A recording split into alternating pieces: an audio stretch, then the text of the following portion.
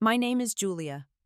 I'm 27 years old, and I never thought I'd be standing in the pouring rain at 6 months pregnant, pounding on my own front door, while my husband and his mother laughed inside. The cold water soaked through my coat as I begged them to let me in. I could hear their voices mocking me, treating me like I was nothing. That night, everything changed. They locked me out, thinking I had nowhere to go, no one to turn to. They were wrong. Before I tell you what happened next, let me know in the comments where you're watching from. Hit that like button and subscribe, because what I'm about to share will show you exactly why you should never underestimate a woman who's been pushed too far. 3 years ago, I met Derek at a small coffee shop in Portland on a beautiful spring morning. I was sitting by the window reading a book about architecture when he accidentally bumped my table and spilled his coffee all over my pages. He was horrified, apologizing profusely with this genuine look of panic in his hazel eyes. He offered to buy me another coffee and a new book. I told him the book was from the library, and we both laughed. That laugh felt easy, natural, like we'd known each other for years instead of minutes. Derek was a freelance photographer, and he had this way of seeing beauty in ordinary things. He showed me photos on his phone of old buildings, street musicians, dogs sleeping in patches of sunlight. His passion was contagious. We talked for 3 hours that day, and when he asked if he could see me again, I said yes without hesitation. What Derek didn't know was that I came from money. Serious money. My father, Richard, is the CEO of Hayes Enterprises, one of the largest real estate development companies in the Pacific Northwest. We own buildings in Seattle, Portland, and San Francisco. Growing up, I had everything I could want materially, but after my mother died when I was 15, the big empty house felt hollow. My father threw himself into work, and I learned to be independent, maybe too independent. When I was 23, I dated someone who seemed perfect until I discovered he was only interested in my last name and my father's connections. The betrayal cut deep. After that relationship ended, I made a decision. I moved to Portland, got a job at a small advertising agency, using just my first name and my mother's maiden name, and built a life on my own terms. I wanted to know that whoever loved me loved Julia the person, not Julia the heiress. When I fell for Derek, I chose not to tell him about my background. I told him my father was a businessman in Seattle, which was technically true, just massively understated. Derek thought I was just a regular office worker making a decent salary, and that's exactly what I wanted. I wanted him to love me for me. Our relationship grew naturally. Derek would surprise me with wildflowers he found on his photography walks. He'd cook breakfast on Sundays, nothing fancy, just scrambled eggs and toast, but he'd arrange it on the plate like it was art. We'd spend weekends exploring Portland, finding hidden bookstores and vintage markets. He made me laugh with his terrible impressions of celebrities and his habit of narrating mundane activities like a nature documentary. I felt safe with him, cherished. After 2 years together, Derek proposed during a hike at Multnomah Falls. It wasn't elaborate. He didn't hire a photographer or arrange a flash mob. He just stopped on the trail, took my hands, and said he couldn't imagine his life without me. The ring was simple, a small diamond that probably cost him 2 months of savings. I cried and said yes. We decided on a small courthouse wedding. I invited my father and a few close friends, including my best friend Amanda, who I'd known since college. Derek invited his buddies from his photography club. What struck me as odd was that his mother Diane didn't come. Derek said she was busy with work obligations in Salem, about an hour away. He seemed disappointed but not surprised, and I didn't push. I thought maybe she was just one of those distant parents. The ceremony was brief but meaningful. My father attended as a regular guest. He wore a simple suit, not the designer pieces he typically wore to business functions. He shook Derek's hand warmly and told him to take care of his little girl. Richard had respected my decision to keep my background private, though I could see the concern in his eyes. He'd met Derek a few times and was polite but reserved. Later, he told me privately that he'd support whatever made me happy, but to call him if I ever needed anything at all. Derek and I rented a cozy one-bedroom apartment in a quiet Portland neighborhood. We painted the walls together, argued playfully about furniture placement, and created a home that felt like ours. Those first few months of marriage were everything I'd hoped for. Derek would leave little notes around the apartment telling me he loved me. He'd photograph me when I wasn't looking and show me the pictures later telling me I was beautiful even in my rattiest sweatpants. But then I met Diane. 2 months after our wedding, Derek's mother called saying she wanted to visit. I was nervous but excited. I bought fresh flowers for the apartment, cleaned everything until it sparkled, and even baked cookies from scratch. When Diane arrived, she was a tall, thin woman with sharp features and an even sharper gaze. She walked through our apartment slowly, her eyes taking in every detail with what I can only describe as disdain. She commented on our second-hand couch, asking if we couldn't afford something newer. She looked at my little collection of thrift store dishes and said something about how important it was to have proper dinnerware. When I mentioned my job at the advertising agency, she said, quote, "That's nice, dear, but those kinds of jobs don't really lead anywhere, do they?" End quote. Each comment felt like a tiny cut, small enough that calling them out would seem petty, but numerous enough that they added up to real pain. Derek stayed mostly quiet during her visit. When I tried to catch his eye looking for support, he'd just shrug or change the subject. After Diane left, I told Derek that his mother's comments had hurt my feelings. He pulled me close and said, "Don't mind her, she's just protective. She had a hard life raising me alone, so she worries." I wanted to believe that explanation. I wanted to think that Diane's coldness was just awkward concern. So I pushed my discomfort aside and told myself that she'd warm up to me eventually. I was wrong. 6 months into our marriage, Diane called Derek late one night. I could hear her crying through the phone even though I was across the room. Derek's face went pale as he listened. When he hung up, he told me his mother had been evicted from her apartment. Her landlord had sold the building and she had nowhere to go. He looked at me with pleading eyes and asked if she could stay with us temporarily, just until she found a new place. Every instinct I had screamed no. Our apartment was small. We were still newlyweds. But Derek was my husband, and this was his mother. How could I say no to a woman who supposedly had nowhere else to turn? So I agreed, telling myself it would only be for a few weeks, maybe a month at most. Diane arrived 2 days later with 2 large suitcases and an attitude that made it clear she considered this her home now, not mine. She immediately started rearranging our kitchen, moving my dishes to higher shelves, and putting her things in the prime locations. When I gently suggested we keep things where they were, she looked at me with cool eyes and said, "I'm just trying to make things more efficient, Julia. You don't mind, do you?" The way she phrased it made disagreeing seem churlish. Within a week, Diane had taken over. She criticized the way I cooked, standing over my shoulder and making comments about how I was cutting vegetables wrong or using too much salt. She'd say things like, "No wonder Derek's been losing weight," or "Didn't your mother teach you how to cook?"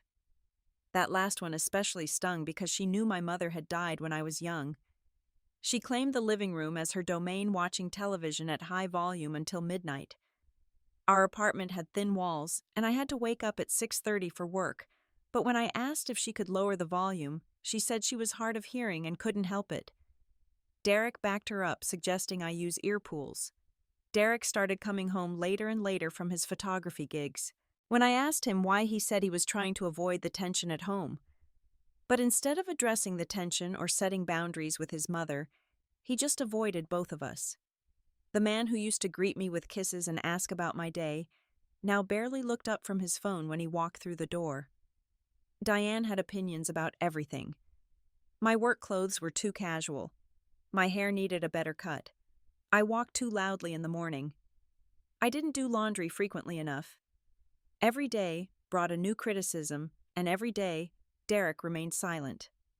The few times I tried to talk to him privately about his mother's behavior, he'd get defensive.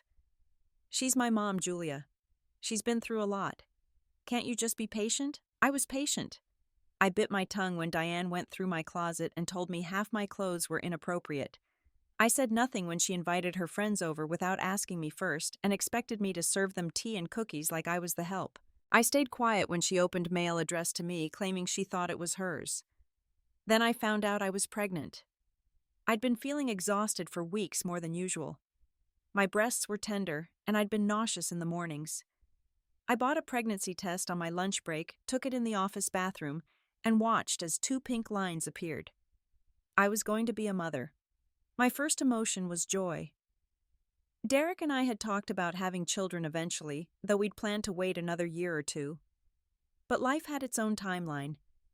I imagined telling Derek, pictured his face lighting up with surprise and happiness. I imagined us picking out baby names together, shopping for tiny clothes, preparing a nursery. I went home that evening with the test wrapped carefully in tissue paper in my purse. Derek was sitting on the couch with Diane watching some home renovation show. I asked if I could talk to him alone. Diane made a huffing sound and said, "I suppose I'll go to my room then," making it clear she was offended. In our bedroom, I showed Derek the test. I expected excitement, maybe shock, but definitely happiness. Instead, Derek stared at the test for a long moment and then said, "Are you sure?" I nodded. He ran his hand through his hair and said, "Wow. Okay. That's big." His reaction felt flat, underwhelming. Before I could process my disappointment, Diane knocked on the door and walked in without waiting for permission. She must have been listening. She looked at the pregnancy test in Derek's hand, and her expression hardened. "Are you sure you're ready for this?" she asked, looking at me. "You can barely take care of yourselves." The words hit me like a slap. I was pregnant, this was supposed to be a happy moment, and my mother-in-law was questioning my capability to be a mother. I looked at Derek, waiting for him to defend me, to tell his mother that her comment was inappropriate. He said nothing. He just looked uncomfortable. Diane continued. "Babies are expensive, you know. Diapers, formula, doctor visits, childcare. Can you even afford this on your salaries?"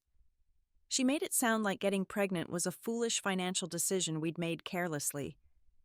I felt tears building and excused myself to the bathroom. I sat on the closed toilet lid and cried as quietly as I could, one hand on my still flat stomach. This wasn't how finding out about my baby was supposed to feel. I was supposed to feel celebrated, supported, loved. Instead, I felt judged and small. Over the following weeks, Derek changed even more. He started spending more time with his mother, having long conversations with her that would stop abruptly when I entered the room. He began echoing her criticisms. When I made dinner, he'd say, "Mom mentioned you might want to try less seasoning." When I was too tired to clean the bathroom one Saturday, he said, "Mom's right, you do need to try harder." I called Amanda one evening when Derek and Diane were out. I broke down on the phone telling her everything. She was furious on my behalf. "Julia, this isn't normal. You need to set boundaries. Tell Derek his mother needs to move out." I tried to explain that it wasn't that simple, that Derek would see it as me choosing between him and his mother. "Amanda said he's already choosing between you and her, and he's not choosing you." Her words haunted me. I tried to talk to Derek about setting some ground rules, about maybe looking for a place for Diane to live nearby, but not with us. He exploded. "She's my mother, Julia. She has nowhere else to go. What kind of person would I be if I kicked her out?" I tried to explain that I wasn't asking him to kick her out, just to help her find her own space. But he accused me of being selfish and unsympathetic. The argument ended with him sleeping on the couch, his choice, and me crying myself to sleep alone. By the time I was 4 months pregnant, my belly had started to show. I was experiencing the normal pregnancy symptoms: fatigue, back pain, swollen ankles. My doctor told me to take it easy, to rest when I could, to avoid stress. That advice felt like a cruel joke. Diane didn't believe in taking it easy. She'd wake me up early on weekends saying there was housework to be done. She'd create messes, leaving dishes in the sink and clothes on the floor, and then comment about how the apartment was looking run down. When I was too exhausted to immediately clean up after her, she'd sigh dramatically and say, "Pregnancy isn't an excuse to be lazy, Julia. I was pregnant with your son at your age, and I worked 2 jobs. Surely you can handle a little housework." Derek backed her up. I'd come home from a long day at work, my feet aching and my back throbbing, and find him and his mother relaxing on the couch. When I'd ask for help with dinner, Derek would say, Mom managed everything when she was pregnant with me. You're capable, Julia. Don't use the baby as an excuse. I started to feel like a servant in my own home. Diane would invite her friends over without telling me, and I'd come home to find 5 or 6 women in my living room expecting refreshments. I'd have to smile and play hostess while they made backhanded comments about my appearance. One of Diane's friends said, "Oh, honey, are you sure you're eating right? You look so drawn." Another said, "Pregnancy glow." I don't see it yet, but I'm sure it'll come. The financial control started subtly. Derek suggested we should have a joint account to save for the baby. It made sense in theory, so I agreed. I transferred my paycheck into the shared account, and Derek said he'd handle the budgeting. Within a month, I realized I had no access to our money. Derek gave me a weekly allowance for groceries and personal items, an amount that barely covered necessities. When I asked for more, he'd question every expense. "Do you really need that lotion? Can't you use a cheaper shampoo?" Meanwhile, I noticed new things appearing in our apartment. A new television for Diane's room. Expensive dinners that Derek and Diane had without me while I was at work. New clothes for Diane. When I questioned these purchases, Derek became defensive. "She's living with us rent-free. The least we can do is make her comfortable. Besides, I'm managing the money, so you don't need to worry about it." I felt trapped. I was pregnant, financially dependent on a husband who had turned into someone I didn't recognize, and living with a woman who seemed to take pleasure in making me miserable. Diane also worked to isolate me from my friends. Amanda tried to visit one afternoon. She'd brought a gift for the baby, a soft yellow blanket she'd knitted herself. When she arrived, Diane answered the door and was immediately cold. "Derek's resting, and Julia's busy," she said, even though I was standing right there. Amanda looked past her and saw me. We made eye contact, and I could see the concern in her expression. I invited Amanda in despite Diane's obvious displeasure. We sat in the kitchen while Diane hovered nearby, inserting herself into every conversation. When Amanda asked how I was really doing, Diane answered for me. "She's fine. Just adjusting to pregnancy like every woman does." When Amanda tried to speak to me directly, Diane interrupted with stories about her own pregnancy, dominating the conversation until Amanda finally left, looking worried and frustrated. After Amanda left, Diane turned to me. "I don't appreciate you inviting people over without asking me first," she said. "This is my home too." Derek, who'd been in the other room, came out and agreed with her. "It would be nice if you gave us a heads up, Julia. Common courtesy." I was stunned. This was my apartment. I'd paid the deposit and my name was on the lease, but somehow I'd become a guest in my own home. Derek also started monitoring my phone. He'd ask who I was texting. If I was on a call, he'd want to know who I was talking to and what about. He framed it as concern. "I just want to make sure you're okay. You seem stressed, and I want to know you're not complaining about our family to outsiders." The word outsiders chilled me. My best friend had become an outsider. The emotional abuse escalated.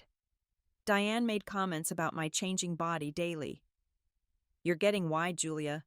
Are you sure you're not eating too much? You waddle when you walk. No wonder Derek's not attracted to you anymore." And Derek, instead of defending me, would laugh. Sometimes he'd add his own comments. "Yeah, babe, you might want to watch the sweets." I was 5 months pregnant. My body was doing exactly what it was supposed to do, and the 2 people who should have been supporting me were mocking me instead. I started eating less, skipping meals because I was so self-conscious. My doctor expressed concern about my weight at my next appointment, but I couldn't explain what was really happening at home. One night I broke down crying after Diane commented that my maternity clothes made me look like a whale. Derek found me in the bathroom, tears streaming down my face. Instead of comforting me, he sighed and said, "Stop being so sensitive, Julia. She's just joking. You're too emotional lately. Maybe it's the hormones." That night, Derek announced he wanted his mother to sleep in our bedroom because it was cooler than the living room. He'd sleep on the couch, and I could sleep there too, or if I was uncomfortable, I could take the floor with some blankets. I stared at him in disbelief. I was 6 months pregnant with back pain and swollen feet, and he wanted me to sleep on the couch or the floor. When I protested, He accused me of being dramatic and selfish. So I slept on the couch, my growing belly making every position uncomfortable, while my husband's mother slept in my bed. I stared at the ceiling that night and thought about my father. I could call him. He'd come get me immediately. But my pride held me back. I'd been so determined to prove I didn't need his money or his help. I'd been so sure I could build a happy life on my own terms. Admitting that I'd made a mistake felt impossible. But late at night, with my baby moving inside me and my back aching, I wondered how much longer I could endure this. I wondered what kind of example I was setting for my daughter or son. Was I teaching them that love meant accepting mistreatment? Was I showing them that family meant losing yourself? I didn't have answers. I only knew that each day felt heavier than the last, and I was running out of strength. The night everything changed started like any other terrible day. I was 6 months pregnant and my body was exhausted. I'd worked a full day at the agency, sitting through meetings where I could barely concentrate because my back ached and the baby kept kicking my ribs. My boss had been understanding about my pregnancy, but I still pushed myself to perform well, terrified of giving Diane and Derek more ammunition to call me lazy. I left the office at 6 later than I'd planned because I'd been finishing a presentation. In my rush, I left my keys on my desk. I didn't realize it until I was standing outside my apartment building in the parking lot. It was early November and Portland's winter rain had started. Not a drizzle, but a heavy cold downpour that soaked through clothes in seconds. I'd texted Derek on my way home asking him to make sure he was there because I might need help with some groceries. He'd read the message but hadn't responded. I tried the door. Locked. I knocked. No answer. I knocked louder. I could hear the television inside. I could hear voices, laughter. My heart started racing. I knocked again, harder this time, calling out, "Derek, Diane, please open the door. It's raining." Nothing. The rain was coming down harder. My coat, which wasn't waterproof, was already soaked through. I was shivering. I tried calling Derek's phone. It rang, and then went to voicemail. I called again. Same result. "Please," I shouted, pounding on the door with both fists. "I forgot my keys. Please let me in." Finally, after what felt like an eternity but was probably 5 minutes, I heard footsteps. The door opened a crack, and Derek's face appeared. His expression was cold, annoyed. "You forgot your keys," he said flatly. "Yes," I said, my teeth already starting to chatter. "I'm sorry. I was rushing and left them at work. Please, I'm freezing." He didn't open the door wider. He just stared at me. "That's pretty irresponsible, Julia." I know, I said quickly. "I'm sorry. Can I please come in? The baby?" Before I could finish, Diane appeared behind Derek. She looked at me standing in the rain and smiled. Actually smiled. "Maybe standing out there for a while will teach you to be more careful," she said. "You're going to be a mother. You can't afford to be this careless and forgetful." I couldn't believe what I was hearing. I looked at Derek, waiting for him to tell his mother she was being ridiculous, that of course I could come inside. But Derek nodded slowly and said, "She has a point, Mom. Maybe this will be a good lesson." The words didn't make sense at first. My brain couldn't process that my husband was actually agreeing to leave me outside in the freezing rain while I was pregnant with his child. "Derek, please," I said, my voice breaking. "I'm 6 months pregnant. I'm cold. I'm scared. Please don't do this." Diane's smile widened. "You should have thought about that before you left your keys. Maybe next time you'll be more responsible." I looked at Derek one last time, silently begging him to see reason to remember the man he used to be, the man who brought me wildflowers and called me beautiful. But that man was gone. The person standing in the doorway was a stranger wearing my husband's face. He stepped back and closed the door. I heard the deadbolt slide into place, and then through the door I heard laughter. Both of them laughing. I stood there in shock, the rain pouring down on me, soaking through every layer of clothing. I was shaking violently from cold and from disbelief. This couldn't be happening. This couldn't be real. I pounded on the door again, screaming now. "Derek, please think about the baby, please." More laughter from inside. I heard Diane say loudly, clearly intending for me to hear. She looks absolutely pathetic out there, doesn't she? Derek's voice, also loud, completely pathetic. Something inside me shattered in that moment. Not just my heart, but my last remaining hope that this marriage could be saved, that Derek would wake up and remember he loved me. That hope died on that doorstep in the rain. My legs gave out and I sank down, sitting on the cold, wet concrete. Rain poured over me. I wrapped my arms around my belly, trying to keep my baby warm, even though I was freezing. I was sobbing great gasping sobs that hurt my chest. I'd never felt so alone, so abandoned, so utterly broken. My phone was in my purse, which was somewhat protected from the rain. I pulled it out with shaking hands. The screen was wet and hard to read. I had 10% battery. I scrolled through my contacts, my vision blurred by tears and rain. Amanda. I could call Amanda, but she lived across town and didn't have a car. My coworkers. But it was late, and I barely knew them outside of work. My thumb hovered over one name. Dad. Pride had kept me from calling him for so long. Pride and stubbornness, and the desperate need to prove I could make it on my own. But sitting there in the rain, pregnant and locked out by my own husband, I realized that pride was worth nothing. My safety, my baby's safety, that was worth everything. I pressed call. He answered on the first ring. Julia. His voice was warm, concerned immediately. Sweetheart, is everything okay? And with those words, the dam broke completely. Dad, I sobbed. I need you. I need help. Please. I heard him shift. Heard the jangle of keys. Where are you? What happened? Are you hurt? Through my tears, I told him. Not everything, not the months of abuse and control, just the immediate crisis. I'm locked outside. Derek and Diane won't let me in. It's raining and I'm so cold, and I don't know what to do. There was a moment of terrible silence. Then my father's voice, tight with controlled fury. Stay right where you are.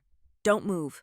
I'm in Seattle, so it'll take me about 3 hours to get to you, but I'm leaving right now. I'm calling Marcus, my attorney. He's in Portland, and he'll be there in 30 minutes. Stay on the phone with me, Julia. Don't hang up. Okay, I whispered. I'm getting in my car now, he continued, and I could hear him moving, hear a car door open and close and engine starting. Tell me you're somewhere with a bit of shelter. Are you under an awning, anywhere dry? No, I said. I'm just sitting on the doorstep. There's nowhere else to go. Can you move to your car? I don't have my keys, I reminded him, fresh tears starting. They're inside with my house keys.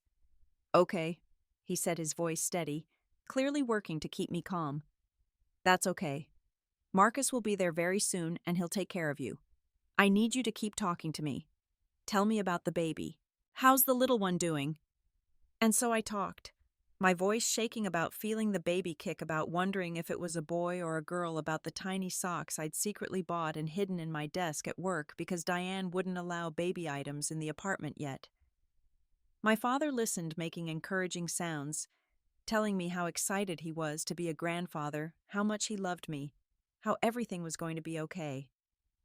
28 minutes later, car headlights swept across the parking lot. A sleek black Mercedes pulled up, and a man in an expensive suit got out, holding a large umbrella. Mrs. Julia, he called. I'm Marcus, your father's attorney. Let's get you warm and dry. Marcus was efficient and kind. He opened the back door of his car and helped me in, gently wrapping me in a thick blanket he pulled from the trunk. He turned the heat up high and handed me a bottle of water. Are you hurt? He asked. Do you need a hospital? I shook my head. Just cold and scared. You're safe now, he said firmly. Your father will be here in a couple of hours. He's very worried about you. He pulled out his phone and started taking pictures. The building, the locked door, and then, with my permission, me. My soaked clothes, my red eyes, my shaking hands. I need to document this, he explained gently. Evidence. I nodded, too numb to fully understand, but trusting that my father's attorney knew what he was doing. Can you tell me exactly what happened tonight? Marcus asked. I need details. Times, what was said, everything you can remember. So I told him. I told him about forgetting my keys, about Derek and Diane refusing to let me in, about the things they'd said, about hearing them laugh. Marcus took notes on his phone, his expression growing grimmer with each detail. Then I found myself telling him more. About the months of emotional abuse, the financial control, the isolation, the cruel comments. Once I started, I couldn't stop. Everything poured out. Marcus listened without interrupting. When I finished, he said quietly, "What they've done to you is unacceptable." "It's abuse, Mrs. Julia. You know that, right?" Hearing someone else name it, someone objective and knowledgeable, made it real in a way it hadn't been before. I nodded, tears streaming down my face again.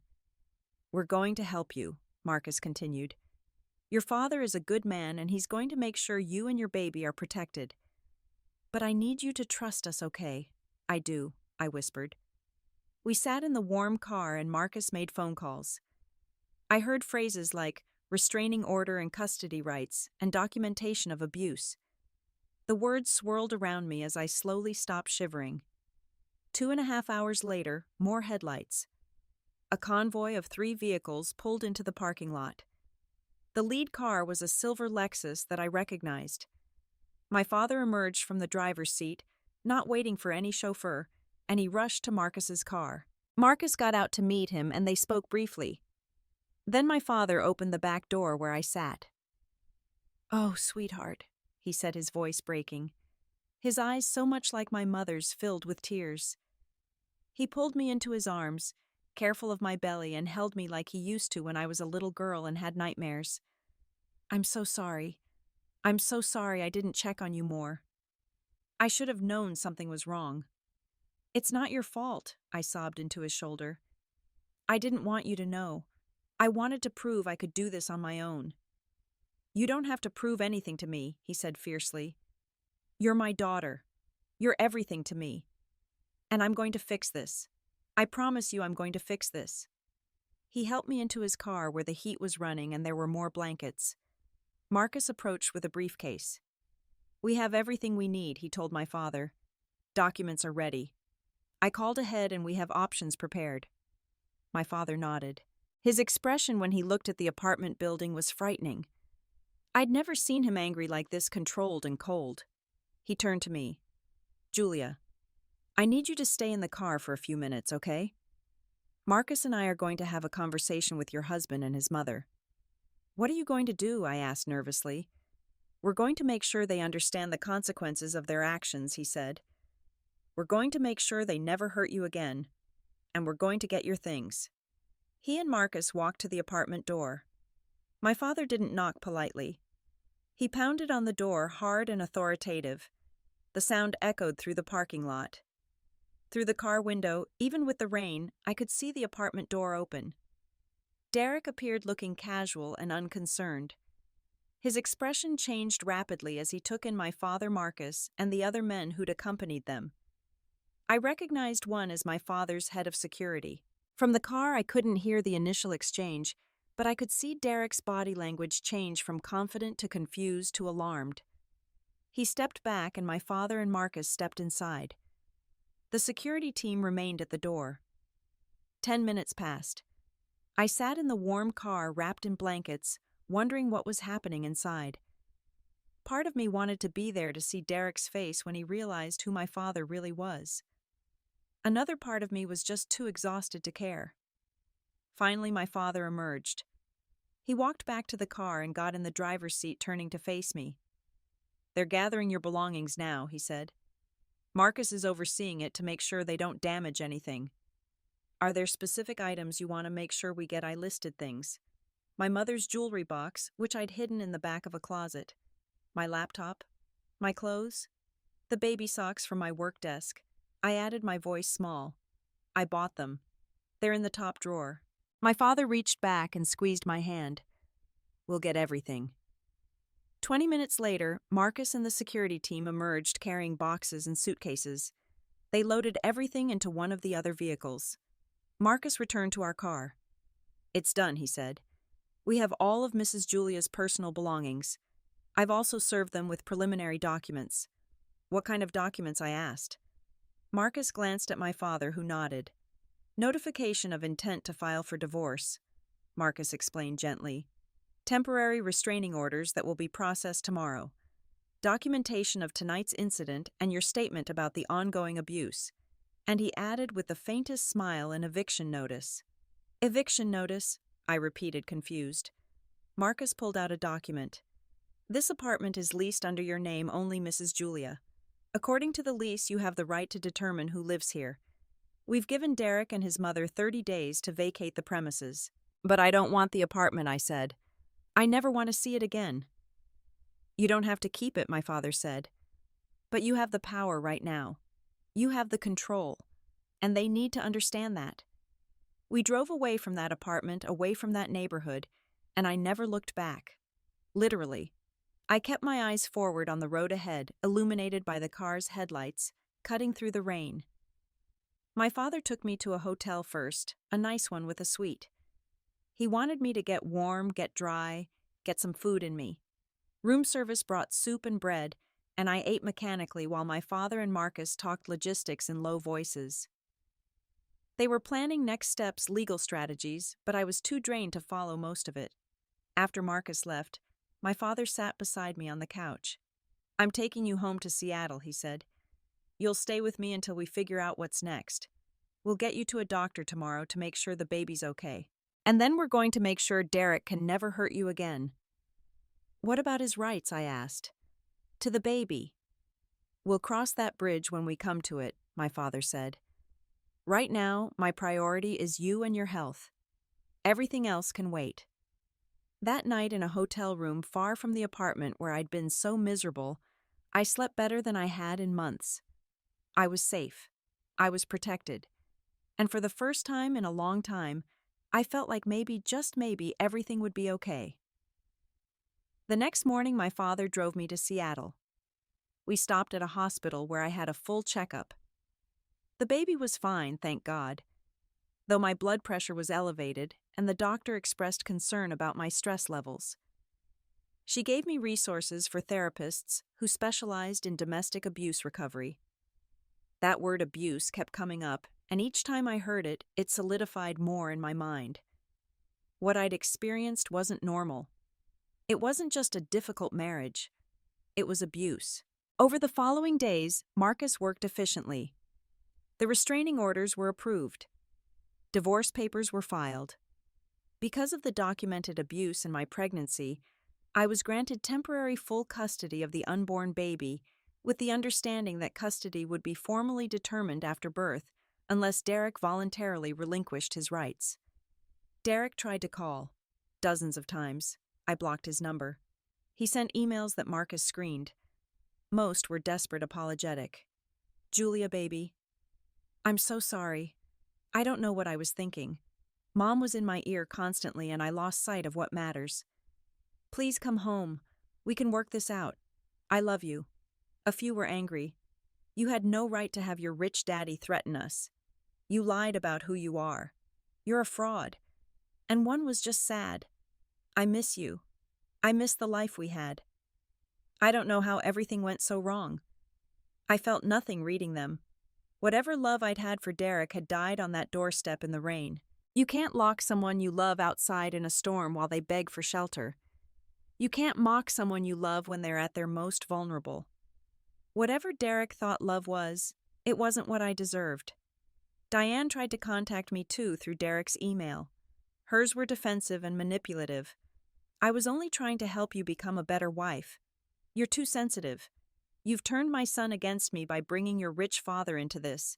You've ruined our family. Her words had no power over me anymore. I deleted them without finishing them. I started therapy talking to a kind woman named Dr. Patterson who specialized in helping women recover from abusive relationships. She helped me understand the patterns, the gaslighting, the control tactics. She helped me see that none of it was my fault. She taught me that asking for help like I'd finally done that rainy night wasn't weakness. It was survival. My father, true to his word, was there for everything. Every doctor appointment, every therapy session. If I wanted him there every moment, I needed support. He converted one of the guest rooms in his house into a nursery painting at a soft green, and filling it with everything a baby could need. He read parenting books and watched videos about how to change diapers, determined to be the best grandfather possible. Amanda came to visit, making the drive from Portland. She brought more baby things and, more importantly, brought normalcy.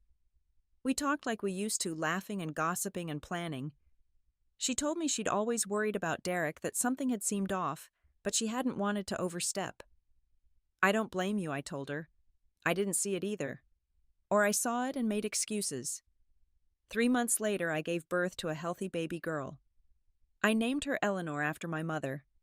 She had tiny fingers and dark hair and my father's eyes.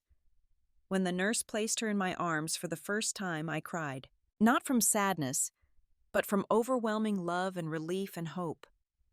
This little person was mine to protect, to love, to raise right. I would never let anyone treat her the way I'd been treated.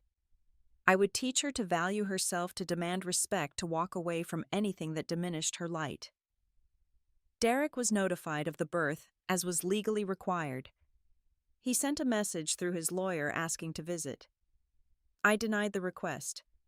Marcus explained that Derek could petition for visitation rights, but given the documented abuse and the fact that Derek had shown no interest in prenatal appointments or preparing for the baby, a judge would likely grant only supervised visitation at best, and possibly none until the child was older. Derek didn't petition. Perhaps he realized he had no real case. Perhaps he finally felt shame for what he'd done. Or perhaps he was just relieved to be free of the responsibility. I didn't know and didn't care. Eleanor deserved better than a father who'd locked her mother out in the rain while she was pregnant. The healing wasn't instant. There were hard days when I doubted myself, days when I wondered if I'd somehow caused the problems in my marriage. Dr. Patterson reminded me gently but firmly that abuse is always the choice of the abuser. Derek chose his actions. Diane chose hers. I'd done nothing to deserve their treatment. Slowly, I rebuilt my life. I took a position at my father's company, not because I needed his money, but because he offered me a role that was both challenging and flexible enough to accommodate new motherhood. I was good at it. Turns out years of walking on eggshells and managing Diane's moods had made me excellent at reading people and navigating complex interpersonal dynamics, skills that translated well to business negotiations. Eleanor thrived. She was a happy baby, all smiles and curiosity. My father was a devoted grandfather, babysitting whenever I needed singing her lullabies, that he'd sung to me as a child, building a bond with her that brought tears to my eyes. She would grow up knowing she was loved, valued, protected. I made new friends through a mom's group, women who were also navigating early motherhood. None of them judged me for being divorced or for keeping my daughter away from her father. Some had their own stories of difficult relationships, of having to choose their safety over social expectations. We supported each other, celebrated each other's wins, commiserated over sleepless nights and teething pain. I even started dating again eventually. Nothing serious, just coffee here and there with men I met through friends or work. I was in no rush. I'd learned that being alone was infinitely better than being with someone who made me feel small. If and when I found love again, it would be with someone who cherished me, who built me up, who would never ever leave me standing in the rain. Derek faded into the background of my life, a painful chapter that was closed. I heard through mutual acquaintances that he'd moved back to Salem to live with Diane. I heard he'd stopped doing photography. I felt a twinge of sadness at that, not for him, but for the loss of the person he might have been if he'd chosen differently. But that sadness didn't linger.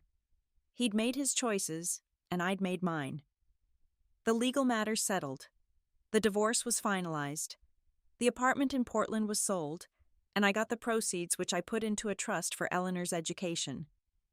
Derek signed away his parental rights in exchange for not having to pay child support, a trade that relieved me more than I could express. He'd never be able to disrupt our lives, never be able to hurt my daughter the way he'd hurt me. On Eleanor's first birthday, I threw a party. Not huge, just family and close friends.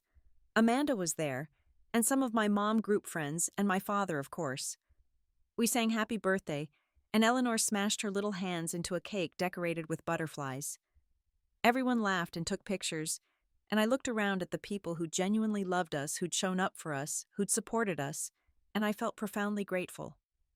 That night after everyone had left, and Eleanor was asleep in her crib, I sat in the nursery and thought about how far I'd come. From that desperate broken woman sitting in the rain to this version of myself strong and whole and happy. The journey hadn't been easy, but it had been necessary. I'd learned that love should never cost you your dignity. I'd learned that asking for help isn't failure, it's wisdom.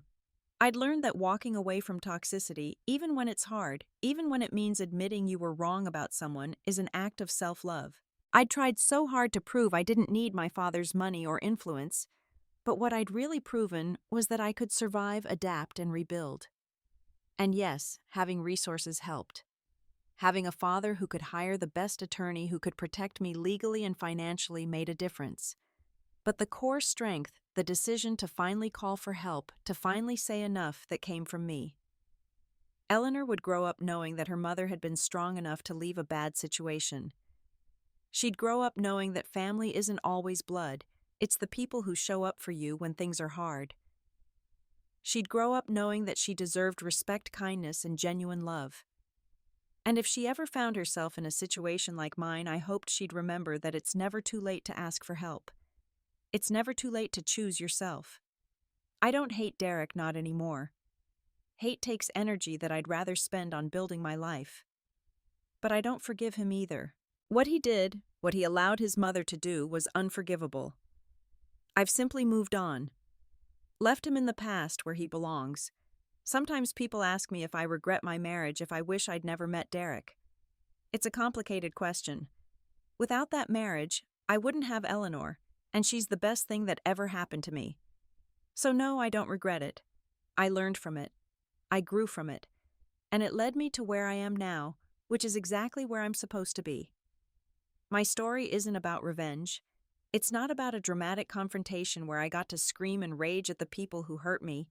It's quieter than that, more personal. It's about reclaiming my voice, my power, my life. It's about learning that sometimes the bravest thing you can do is admit you need help. It's about understanding that real strength isn't enduring abuse, it's having the courage to walk away from it. So here I am on the other side. A mother, a professional, a survivor. I'm not perfect. I still have moments of doubt, still have nights where old memories surface, and I have to remind myself that I'm safe now. But those moments are fewer and farther between. Mostly I'm happy. Genuinely, deeply happy. And that happiness, that peace, is something Derek and Diane could never take from me. Because it comes from within, from knowing my worth, from choosing myself and my daughter every single day. If you're reading this, and you're in a situation like I was, please know that you deserve better. You deserve to be loved without conditions, without cruelty, without control. And if you need to ask for help, if you need to call that person who's been waiting to support you, please do it. Don't let pride or fear keep you trapped. There's a whole life waiting for you on the other side of that phone call, that difficult conversation, that brave choice. You are stronger than you think. You are worthy of love and respect. And you deserve to stand in the sunshine, not the rain. Now I want to hear from you. Have you ever had to make a difficult choice to protect yourself or someone you love? Have you ever found strength you didn't know you had? Share your thoughts in the comments below. And if this story resonated with you, please hit that like button and subscribe to this channel. Share this video with someone who might need to hear it. Sometimes knowing we're not alone in our struggles makes all the difference. Thank you so much for listening to my story. I hope it brings you hope, strength, or simply the reminder that you matter. Take care of yourselves, and remember that you always have the power to choose a better path. Wishing you all love, courage, and peace.